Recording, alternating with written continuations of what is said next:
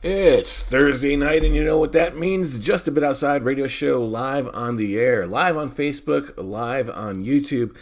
Share the link, share the love, like, subscribe, all those things the content creators say these days. And as always, you got Mark, you got Keisha. Keisha, how's it going? Hey, what's going on, Mark? I'm doing all right. I'm ready for some football tonight, that's for sure. Hell yeah, hell yeah. Can you believe it's week 4 already? I know, right?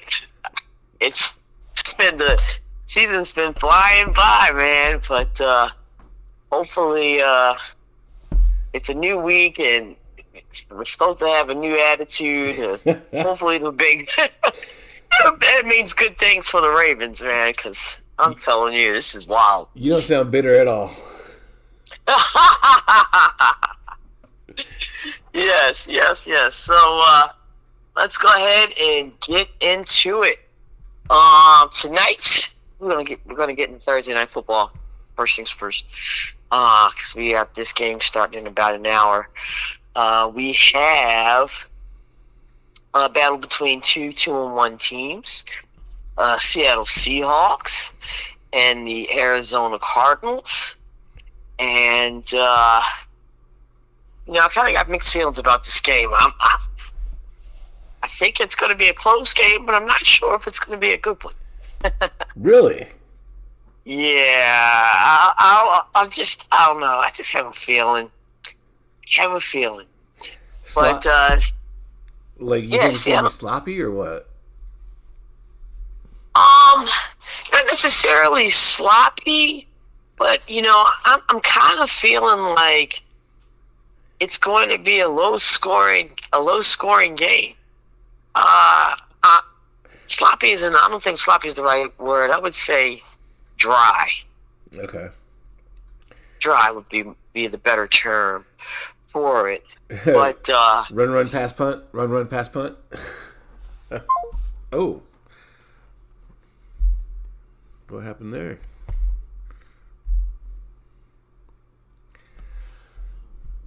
All right, sit tight. I'm going to get her back on the line.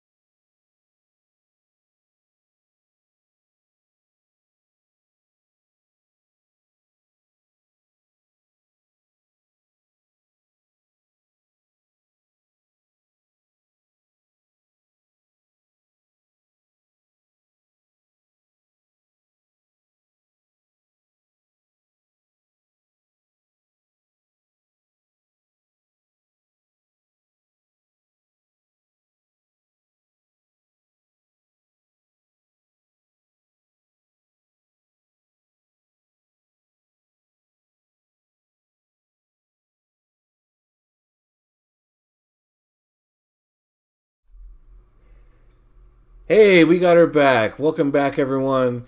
Keisha, we were talking about tonight's game, and I kind of forget where we left off because the phones are acting up. yeah. Okay. Sorry, guys. Surprise. But Welcome to live radio. yeah. Yeah, we were talking about tonight's game. We were talking about the Seattle Seahawks and the Arizona Cardinals, and I expressed sentiments that I think tonight is going to be a pretty dry game, low-scoring game. But a little bit about the Seahawks that you might find interesting. Seattle Seahawks have a 7-game winning streak versus the Arizona Cardinals. Yeah, something that I did not know. 7-game winning streak, like on the road, or? I think total. Well, their overall record's 2-1 on the season. Against Seattle in the particular matchup. Against the gotcha. Yes. Yeah. And both teams are 2-1. Arizona's undefeated at home, and Seattle is undefeated on the road, even though they have 1 game apiece in each respective category. Seattle, we know that Seattle has gone through some changes in the offseason. They have a new quarterback, new coaches and whatnot, and Arizona is pretty much the same game, right?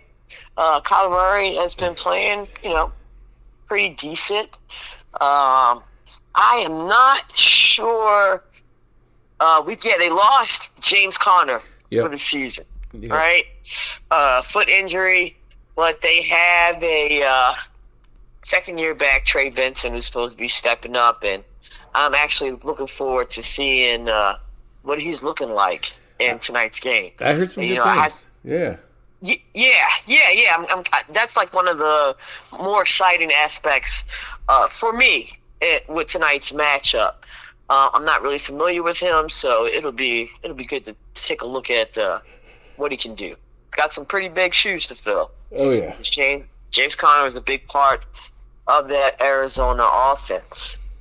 Well, let me ask you, in regards to the matchup, what things, what are the keys for you, or what do you find most interesting? Between these two teams? I think they're, like you said, they're both 2-1. I had the Cardinals winning last week, and they that was a 1-point loss. How you can't get any closer than that. And it was a good game. They competitive back and forth. I think you need to see more of that out of both teams, and I just want to see. I hope it's not a dry game. I hope it's a good game. It can be low scoring just as long as there's some excitement. Sure. And this will also be our first. Well, it will be mine, and I'm pretty sure yours too. Be our first time taking a look at Sam Darnold, who has been playing, pretty well with Seahawks. I mean, it's amazing how, we talk about this often on the show, a change of scenery, and what it can do for a player. Yeah. He's got a quarterback rating of 154 right now, which to me is pretty surprising. Given his past performances, and Seattle Seahawks have the second best margin of victories and wins this season. Really? So I think so, they with them beating the brakes off the Saints, kind of catapulted them, towards the top. I don't know too much about their coach either. So I think for me this will be a good learning experience and a good a nice opportunity for me to get to know the new Seattle Seahawks. Harry's on the YouTube chat. He says he needs Marvin Harrison Jr. to show up. He has been the biggest disappointment out of all the NFL wide receivers that went to wide receiver university. Yeah. That is funny. Would you say he's a disappointment or? Yeah, I was just thinking about his choice of wording.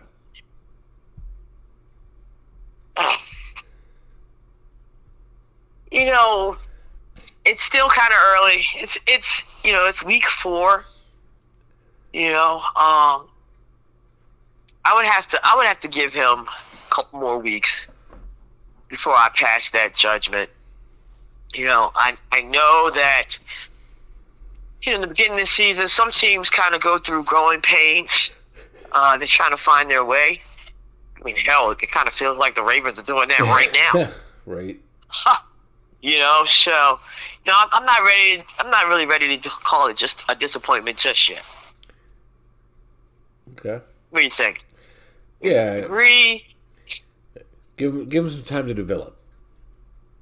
Not everyone can be that superstar stud right out of college, no matter how great they were in college. Yeah, no doubt. So let's talk about the odds for tonight.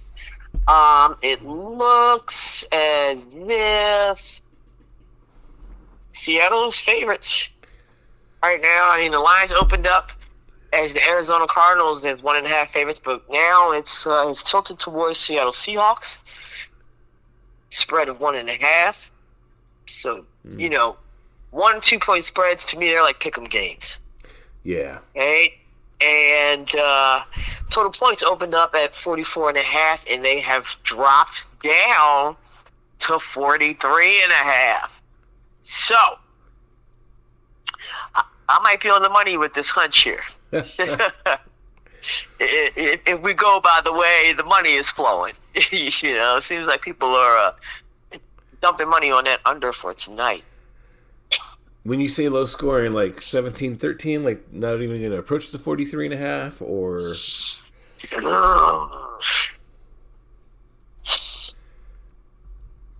You said it's like 17-13? Yeah. You know what? Yeah, I'm going to go with it. Oh, wow. Yeah. I'm thinking like below 35 for real. Wow. I really do. Yeah. Absolutely. As I said earlier, James Conner being out, I think that'll be a factor in Arizona's offense. And I am hoping that Arizona figures out how to slow down Sam Darnold. Yeah. You can't help but wonder, is the real Sam Darnold going to show up? Which one's the real one? I never really looked at Sam Darnold as a premier or premium quarterback. That's just my opinion. Yeah. Seattle's also playing on the road. So this will be a good test for him and the squad with this this division matchup. And also, which is just I feel like this season has just been wacky from the jump, right? Just another little tidbit for you. Who would have thought that starting off this season, the NFC West would be one of the most dominant divisions in all of football? Yeah. Isn't that nuts? Yeah. I mean, come on. Like, we've gone years writing off the NFC West and not even really paying much attention to what's going on there because they haven't really been, that powerhouse division like the AFC North. Yeah. So it looks like the tables have turned and they're trying to plant their flag and put the league on notice. And we'll see what's popping tonight. Now, let me ask you. I mean, who do you think is going to walk away with the dub this evening? Oh man, like you said, it's a total toss-up either way. Yeah. I don't think I've watched too much of either team. I did catch most of that Cardinals game last week, I think. Okay. I can't think if I've seen a Seahawks game yet. Right on. I'll go Cardinals just because they're at home. Yeah, I'm about to say, you know what our rule here at JABO, what it is. When it gets close, we go with the home team, and I absolutely agree with you. Okay. I'm going to go ahead and take the Arizona Cardinals, and, for my first easy money pick of the night, go ahead. Take the Arizona Cardinals on the money line. It may be a hard-fought victory, but I think they'll be the ones to come out on top. Out of the two quarterbacks, I mean, some people might differ from my opinion. I feel like Kyler Murray is the better quarterback. I feel like that team also may have a little more experience and have, as a whole. Of course, everybody's got new pieces and everything like that, but they've been together a little bit longer, and not saying that I'm waiting for the floor to drop out from underneath the Seahawks, but shit, I feel like they're due to hit a bump in the road, and this could be one of those games. Yeah. In the season for them. I mean, division game, sure. I mean, I kind of talked about that last week about the Green Bay-Cleveland game, and I think this could be a similar situation. And you were spot on that one because I did not see that coming. Yeah. So, Mark and I are in agreement. So our first pick is Arizona Cardinals for tonight. I've already expressed to you guys that I think that this is going to be a low-scoring game. How are you feeling about those total points? I'd agree with you. Take the under. Yeah.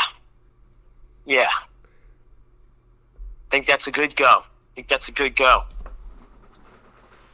So they're set to go down in less than an hour, and we hope to see a good game, but it seems like Thursday nights, I don't know, it really can be hit or miss with these matchups, man. But, right. Well, to be continued, to be determined. Let's move on and talk about the home team. Okay. Oh, man. Lord, my Ravens, I'm telling you. I was out there at the game on Thursday, and... You're out there being a trader on Thursday. On Monday. I don't know what the hell happened, man. Come up with pictures. You guys, just you gotta let the people know what we're joking about, okay? So I was out there at the game and, having a good time. I went to Jimmy's Tailgate, ate up, drank up, partied, pre-gamed hard. Went to the game, continued to party, I did have a great time. I love watching football under the lights, and the Ravens really know how to turn up for primetime football. Yeah. Halftime performance was awesome. I love the LED light show that they do, and it's just the energy. It's just nothing like it, man. Nothing like it. The next day, I wake up and I'm going through my phone. I'm looking at all of these pictures. I'm looking at how my day went because. Like I said, I had a lot of drinks, and I really didn't remember much of the second half. But, man, towards the end of my footage, I have all of these pictures with Lions fans, and I wish you could have been there when I got to that park, 'cause I literally said out loud, what the hell? It was just like 6 or 7 straight pictures of me with all of these Lions fans. So apparently I had adopted this "if you can't beat them, join them" attitude, man. It was nuts. Hey, I don't know. I call you the ambassador of the 410. There's a reason for that. You're making friends everywhere, and for those Lions fans that traveled from out of the area, they got a good story. So it's all good. Oh, hell yeah. They most definitely did. They most definitely did. 'Cause some of those pictures, I posted a few on social media. I mean, they were absolutely wild, and I was clearly off the hook. And everybody thoroughly enjoyed themselves. The one thing about this matchup, which is so crazy, because we were going into the matchup, not necessarily saying that the Lions are our rivals, but we were looking forward to beating their ass, and I'm pretty sure they were looking forward to beating our ass too, right? Yeah, for sure. But the energy out there, it wasn't a negative. And this is just, I'm speaking about my experience. Yeah. Okay? Like, clearly I wasn't too pissed off about what was going on. And, the Lions fans, they were open and, really happy to be at the bank, man. And I was actually shocked. And there were a lot of Lions fans out there. We're there. Yes. Nice. Yes, man. I remember walking up to the stadium as I was going through Ravens Walk thinking, holy crap, it is a lot of blue out here, And, I just want to really tip my hat off to those guys because, they were good sports and good winners. Awesome. Because you can come across bad winners, right? Yeah, for sure. Especially when it comes to football, you can come across some real assholes, and that's why fights and stuff happen, right? Yeah. When alcohol is involved. So, yeah, like I said, I just really want to tip my hat off. But, Mark, when I woke up, I had I would say, man, 8 or 9 text messages of, it was just like straight crash outs. Really? People were like, what the hell is going on? Oh my God, I can't believe this.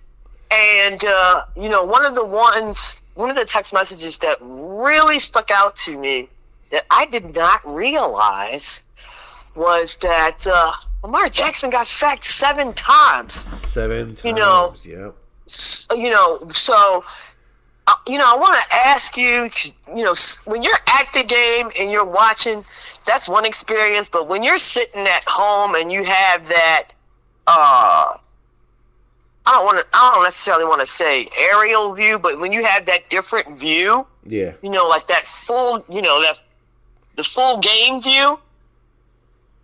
In your opinion, what the hell? I mean, I just want to know, what do you think happened out there? Or what is your feelings on our offensive line? What the hell happened with those guys? They've been suspect all season already. Like, it's crazy. Because I remember, if we didn't talk about it, I remember it being discussed elsewhere that this offensive line, they're not protecting Lamar entirely. And aside from the 7 sacks, he was running in the backfield a lot Monday night. Yeah. Yes, my dad said he was running for his life the whole game. He was, yeah. And I mean, if I didn't know any better, if it was a movie, I'd say the line was trying to send him a message or something like that. But what message are they trying to send him? I don't know. I know we've had some names kind of wash out. What happened to Ben Cleveland? He was supposed to be a huge part of this offensive line, and he kind of fizzled out last year. We've had other guys that supposed to be starters and end up not getting that starting spot. And you look at other teams that have just such phenomenal lines. It's why can't we put that kind of line together? We need that. That was actually we're locked in with that, because that was going to be my next comment. Why I feel like this is one of our points every freaking season, dude. Every season. Why can't we get that together? At this point, I think it's ridiculous. Oh, yeah. I could probably say that was the most times he was sacked in one single game. Probably, yeah. I don't even have to look that shit up, man. 7 times? I mean, it's embarrassing. And honestly, they should be ashamed of themselves. For real. And you keep that up, that doesn't bode well for Lamar Jackson. Speaking of, Harry says he walked into 4 of the sacks himself. He was being hesitant and not just taking off. He was trying to be a strict pocket passer. I guess that's a fair criticism because he has been more of a pocket passer the last 2 seasons, really. Yeah. Yeah. And you know how I feel about that. Yeah. Right? And, another one of the things that I felt, and this kind of goes hand in hand with the sacks and everything, I felt like the Detroit Lions were overly prepared for the Ravens. I mean, they were doing everything right. Yeah. Yeah. All the way down to, and especially on the defensive end, right? And Derrick Henry, second game in a row, punch out, okay? And to me, if it happens once, and then it happens again, a couple games down the road, okay. I can kind of understand that shit happens. You know what I'm saying? Yeah. Back-to-back games, they knew. It was like they knew, okay, we don't have to try to, really tackle him, every time. Let's just try to go for this ball. And it seems like this punch-out move is the new thing this season, right? So, I think they even talked about it Sunday morning, that there's just been hella punch-outs. Yeah. The first couple of games, right? And I felt like they absolutely knew that is a weakness with King Henry. Now, I am not going to go as far as to say the punch outs are the reasons why we lost the game. I am not one of those fans that'll be like, for most of the time, be like, oh yeah, this one play was the reason why the whole thing. No. But it sure didn't help. Yeah. And really, that's 3 fumbles on the season already for him. And last season, he only fumbled once. Yeah. Really uncharacteristic. I was talking to my dad, about it in particular about Derrick Henry. As a coach, you got to rectify that situation, man. Well, what's crazy is you go back to the first game of the season, and they were talking about Mark Andrews with the drop in the playoffs last year in Buffalo, and how one of the big things in OTAs and preseason and all that camp was ball protection. Ball protection. They preach ball protection. It's been like one of the worst things for us this season so far. Who's Ball Protection for Dummies book did they get? Because they need a better teacher. Yeah. Hell yeah, no doubt. Another thing, about the Ravens is, man, going into the season, we were supposed to be fired up on defense. Yeah. And 3 weeks in, I am trying to figure out what the hell is going on with our defense. Okay? We've only had 3 games. You know how many points we done gave up? No Don't idea. worry about it. 87. I was going to say it's got to be near 100 because 38 last week. 87. That is not a characteristic of a good defense. Wow. 87, right. When you quantify that, to me it makes it like even worse and even more obvious. Yeah. What's my man's name? Zach Orr is in his second season as defensive coordinator with the Ravens. Yeah. Right? He's got some work to do. His first season, we could all say, okay, this is his first rodeo, but now that you've got 1 season under your belt, you're supposed to improve upon your approach, improve upon, upon your game, and it just seems like they're going in the opposite direction. It is uncharacteristic for the Ravens to have given up that many points in the first 3 games Right. I mean, that is just, I mean, it's really alarming. And also, kind of scary going into this Sunday's game against the Kansas City Chiefs. Yeah. And, I don't know about you, man, but I am not looking forward to this game. I am not. I am actually supersized nervous going into this thing, man. I mean, we're going on the road. Yep. We're going to Arrowhead, right? It's going to be that's like one of the worst places to play. Yep.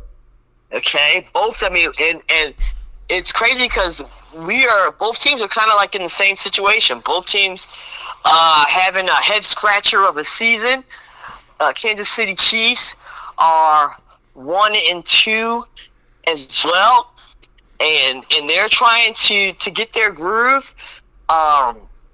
Last week, I'm pretty sure most of the football fans saw on social media there was like a little, I'll just call it a dust up between Travis Kelce and head coach. There's some frustration. Clearly, there's some frustrations going down.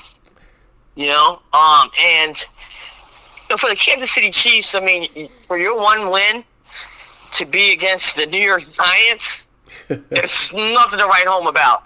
Our one win to be against the Cleveland Browns, that's nothing to that's nothing to write home about. So these are two teams that are clearly struggling right now, and they have to be wondering what the hell is going on in that locker room. And think about it. After this week, whatever team has 2 wins, their last win will be against a team that's 1-3. So that's still not a good look. Yeah. No matter who it is. Jesus, I didn't even think about it that way. Yeah. Right? That's a great point. Really great point. Unless it ends in a tie. Right. God forbid. Now, Jesus Christ. I do kind of like, we always talk about the home team, and I'm interested because this spread has Baltimore 2.5 favorite. Yeah, I was actually just looking at that. Man, I'm telling. I mean, that's. I don't know. I'm so damn scared of this thing. It's insane. It's insane. I mean, of course, when it comes to this matchup, I'm gonna go with the Ravens. We in the past, it seemed like last season we kind of righted the ship against the Chiefs, sort of, kind of. Yeah. As far as how the team performs as a whole. On paper, I think the Ravens are the better team. I have to say that I am kind of surprised that we're the ones with the 2.5 point spread. I honestly would have expected the Kansas City Chiefs to be the favorites entering Sunday's matchup. Right, someone knows something. With that being said, I think this will be another game. This will be a close game. Definitely on point with the number, 3 points or less. But do you think the Ravens are going to pull this thing out, man? Man, I feel like if I say the Ravens, it's just because I want it more than I think they can. And that's a scary thought. Yeah. That spread is really messing with my mind, too, because home team gets 3 points automatically. This is just under those 3 points. Vegas knows people are going to go for the home team. So what do they know? Because they're not looking to lose money.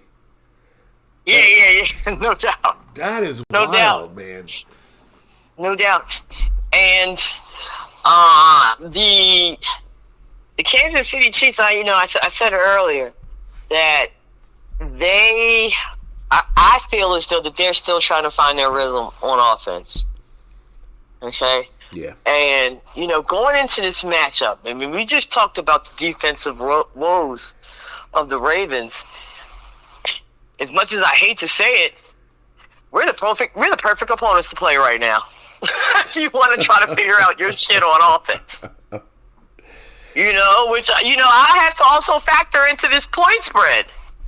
Yeah. I mean, my mouth doesn't want to say it, but, my head and my heart are saying, God damn it, if I had to take the spread, I would go Kansas City Chiefs on this. Man. I mean, I really would. I mean, that would be the smart thing to do. Yeah. I don't want to say I've completely lost confidence in our coaching, but you want to. Yeah, man, I don't know. It just feels like to me that what we currently have going on, these guys don't know how to make adjustments. And, with this last game, I'm starting to question, like, preparation. Yeah. And it hurts me like hell to say it because you know how much I love this Ravens, but that's the God honest truth, and that's the reality. I'm not going to look at it through, purple-colored Ravens glasses because, that's my team. I'm going to be, objective about this. That's what's happening. This is what I feel. Like, and as of right now, yeah, I can say Andy Reid is the better coach out of the two. Oh, for sure. Yeah. Yeah. So, the Kansas City Chiefs, I know they are excited to go into this game. I'm pretty sure the Ravens are excited as well. But, man, I mean, it's just, things just look so shaky. And when you don't have, to me personally, if I don't have confidence in the head coaches, I'm wondering what's going on in that locker room.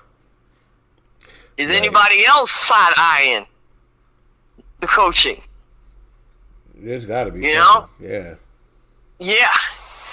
And that can be the start, the root, the foundation of possible cancer in the team. Yeah. And that doesn't help when it comes to trying to right your ship and getting on the winning path. Man, I'm gonna go with the Ravens on the money line. I would stay away from the spread if I were you. Because I did say earlier, I do believe on paper we have the better team. I mean, I still legit believe we have one of the best offenses in the NFL. And, I mean, and clearly we do because, our defense just loves to give up points, and we manage to stay in the game, right? All of our games have been Monday night was 30-8. That was like 8 points. Yeah. But, all other... the other games, closer margins of victory. Coming down to the last few minutes of the game, right? And I remember one of the text messages, one of the text messages that jumped out to me. You sent a text message, I believe, saying that last drive for Kansas City took 11 minutes. Oh yeah, they're at the second drive of the first half. Yeah. That second drive of the first half. Yeah.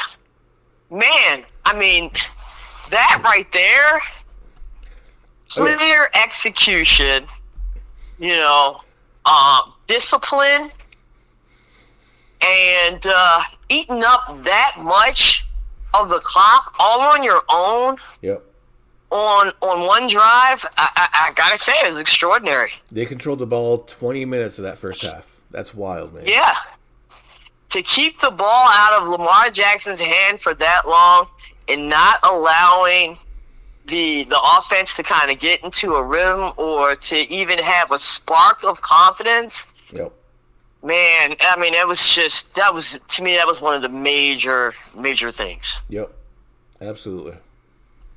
Major things. Uh, man, do you have any other thoughts on this matchup? Just that I'm gonna be scared until 7 o'clock Sunday night when we know the result. Yeah, shit, might be scared after. Hell, if Yeah, I that's don't true. know. Like, keep it 100. It's going to be a good game, though. We love playing Patrick Mahomes and the gang, and I'm sure that they feel the same. Yeah. Yeah. In these last few minutes, we're going to give you guys some of our other easy money picks for week 4, and I'm going to hand it off to you, Mark, to kick off that segment of the show. Well, I'm gonna look at the very first game of Sunday. That's the Vikings and the Steelers playing in Dublin. And, God! It's an interesting game. Minnesota's favored 2.5. Which I think is interesting. Very interesting. And I don't know what the hell they were looking at, but I have not seen anything to make me think that what's my man's name? AJ McCarthy? JJ, yeah. JJ McCarthy, I'm sorry. And the Minnesota Vikings would come out on top with this game. Well, I mean, JJ, yeah, he's been more shaky, but I think the pieces that surround him like really help a whole lot. Yeah. But for the Steelers, like, what do they have other than Jalen Ramsey? Don't say Aaron Rodgers, because Aaron Rodgers isn't Aaron Rodgers. Yeah. I think if the Vikings can I don't know, somehow distract from Jalen Ramsey and keep the ball away from him, I think the Vikings could definitely beat the Steelers. And 2.5 point favorite, sure, why not? Let's go with Minnesota on the spread there. Okay. Now I want to throw a little something at you to kind of think about. Okay. You just said the game is played in Dublin. Yeah. Everybody knows that when these teams have to go overseas to play a game, to me that's a big deal. It is. It's one thing to go across the coast. Yep. But to go all the way on the other side of the world or whatever, however far away Ireland is, I don't even know. But, I think that is a major factor. This is something that McCarthy has never experienced before. True. And coincidentally, this is something that Aaron Rodgers has experience with. And a lot of the Pittsburgh Steelers. I do believe that even though it's not an actual physical factor between the two teams, I do think that it's going to be a factor. Even the players, you can ask around the league or you can find commentary on this. They talk about, the time zone change, the travel, and how it does impact the game. Yep. Some coaches even take the approach of, having players wake up early, maybe the days before just to try to prepare them for what could possibly, be a little disorientation as far as physicality is concerned. I do wonder about that, and I wonder if that will be a major factor going into that game. But I do think that, hey, man, that one might end up being a good game. Oh, for sure. Yeah, I think so. I believe the Vikings are already in Dublin, and there was that's another thing that coaches sometimes do too. They go a little early. Well, apparently a lot of coaches don't like going early and think that it's better if they go later because then they're still more on East Coast time, and since they're going to be playing to American hours. they think better. It'll be interesting to see like if there's any stats out there as to like what teams do better arriving later than earlier and whatnot. Yeah, one approach versus the other. Yeah. Yeah, agreed. I think that would be interesting to look at. So you said you're taking the Minnesota Vikings on the spread on that one. Yeah. Okay, interesting. All right, so last week we talked about how close all of these spreads were. It seems like it's the exact opposite this week. All right, and I don't know if it makes things easier or harder. I feel like it's harder when everybody's got these high spreads. Is it just me too, or is some of these spreads like not the team that you think would have the favor? Yeah. Which one did I just look at? And I was like, wow. Ooh.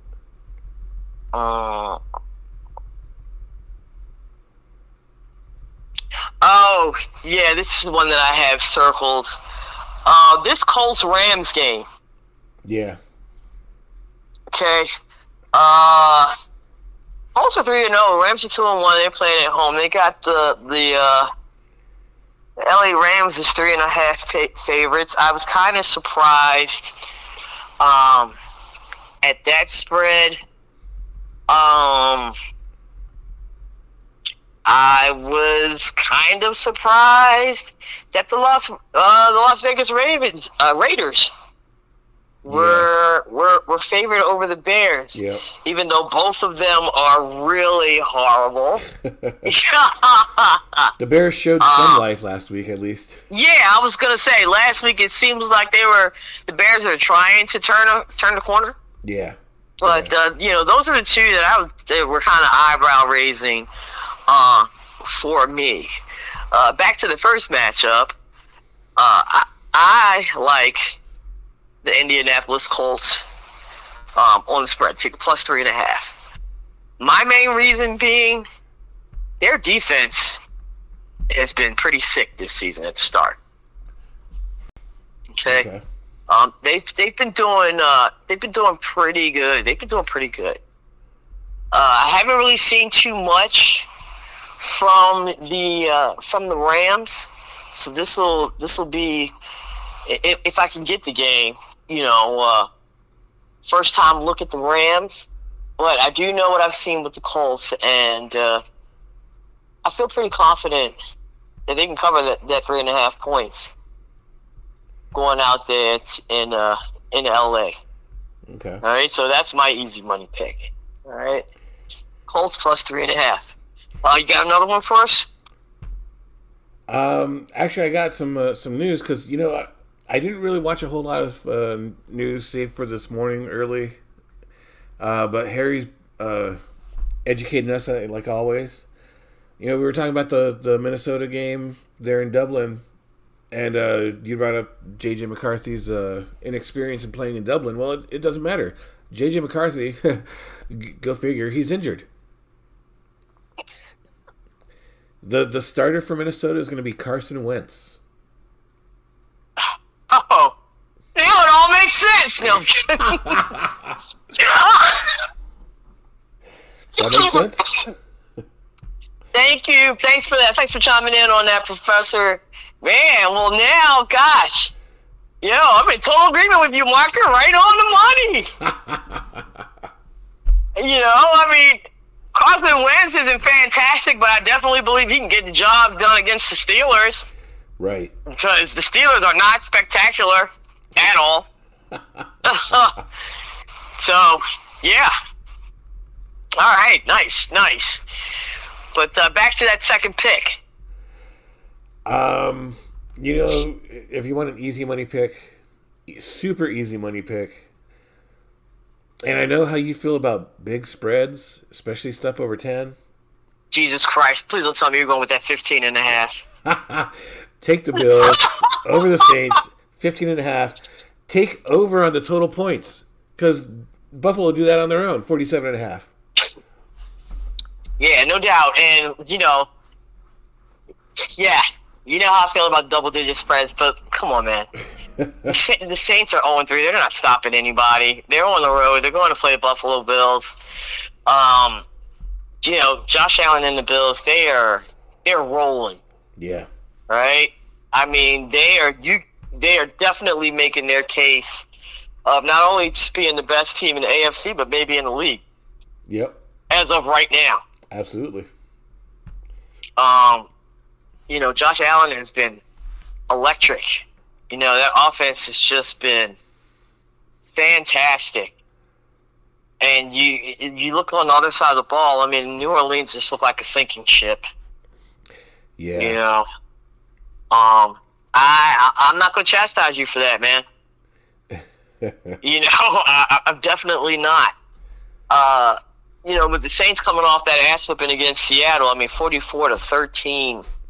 Jesus. Right. You wonder if they're even going to be able to score 7 points against the Bills. Wow, yeah. That's going to be a tough call. Yeah. Yeah, we should do like over-under touchdowns on that game. At 2. Over-under defensive touchdowns, special teams touchdowns. Yeah, right. Okay, that's a good one. That's Major Keisha approved also. Okay, here's another one that, I'm not surprised of who the favorite is, but I am actually surprised at the spread. That Commanders-Falcons game. I was just looking at that. Take Washington in 1.5, man. I feel as though they should be at least 3. Right. At least 3. The Commanders, yeah, they are too when they drop one, but looking at the team as a whole, they definitely look like the better team in regards to just playing up against the Atlanta Falcons. Yeah. Easy money. Go ahead and take it. All right. So those are my 2 picks. You got any other? I'm just gonna say Texans on the money line. Texans and Titans are both 0-3. How the Texans are 0-3 is beyond me. But, yeah, and you know what? That last game, oh man. Yeah. I mean, what 0-3 teams do you know that's 7.5 point favorites? That's wild. Yeah. You know what else is crazy? There are 6 0-3 teams right now. Dang. Nuts.